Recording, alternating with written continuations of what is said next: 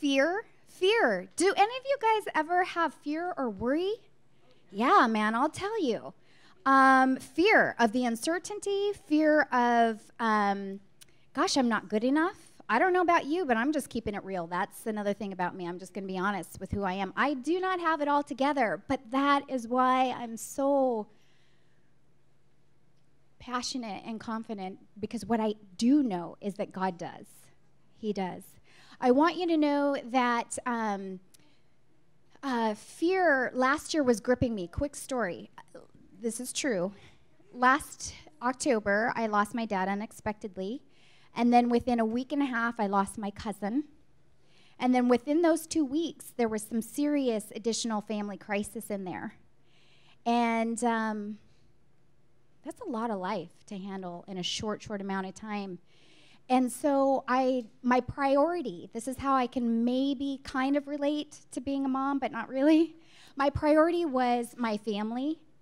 I am a business owner, but I still had to find that time to prioritize all of life, all of the things that needed to happen with all of these interruptions, right? But I was drained, and so some areas of life will suffer. And that was what was happening while I was heading into the new year. I was spiraling down, and by the time 2 days before the new year came, I was running. I went to a criminal hearing, something that was going on in my family, and I was running. I had to take a run. And I started to weep. I'm just like, God, I'm starting this new year, and I don't know where to go. I don't have a plan. I don't have time. How about resources? How about my heart is heavy? And the reality and the responsibilities that are before me.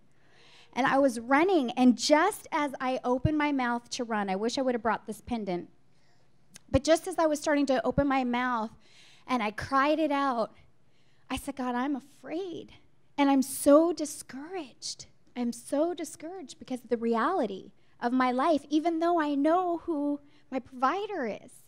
I've got a track record, but the reality is it was still true. As soon as I said that, guys, I kid you not, I looked down, and I looked down and there's a pendant, and I want to share this with you. I want to encourage you with this word. This is how God intimately is acquainted with each of us. That pendant, I picked it up, and it was a shield. And it was Jeremiah 1:9, and it says, be strong and courageous. Do not be afraid. Do not be discouraged. For I, the Lord your God, go with you wherever you go. Ladies, is anyone else getting chills? I am, because that's the reality of God, and that's the reality of God knowing each of you intimately and knowing what you need, even when you might not know it. He's aware, and he knows how to speak to you. And here's me, little doubter. I'm a doubter, man. I doubt, and I'm a skeptic.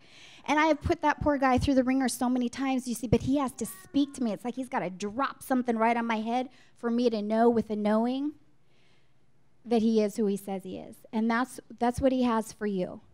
Do not be afraid, ladies, no matter your circumstance, whether it's mom, whether it's time, whether it's frustration, whether it's, gosh, I don't feel good in my own skin right now, or whatever it is. He says, do not be afraid. Do not be discouraged, for I, the Lord your God, go with you wherever you go. Here's another one I have. Ooh, how about body image? You don't have to raise your hands, but I'll tell you that I struggle with body image, and I have. And I want to tell you what set me free. This is the time I also want to share with you a little bit about how Uniquely Savvy got started. First of all, how about this? Ooh, my booty's too big. I don't have enough curves. I have too many curves. Do any of you guys think about those sorts of things? She said, oh, yes. Cute girl in the back. She's like, oh, yes. Oh, yes. Good. I'm glad I'm not alone. Thank you for helping me out there. And then we get back to comparisons all over again. Do you guys know Psalm 139? Have you read it? Psalm 139, verse 13 through 15. I'm going to tell you. Actually, I'm going to tell you my story first, and then you'll see how God, way back when I was 13, showed up. And again, ladies, visualize and envision this for yourself. Okay, here's the story, really quick. Very overweight, very understyled, grew up poor, in condemned housing, Let's just not forget that I'm black and Japanese, but was adopted into a white family in the early 70s, man. So what I'm saying to you guys is I never belonged. I never belonged. People always told me I wasn't good enough. I was too black in the white community. In the black community, I was too white. By the way, even if I had money to try and dress myself, I still didn't feel comfortable or confident in my own skin.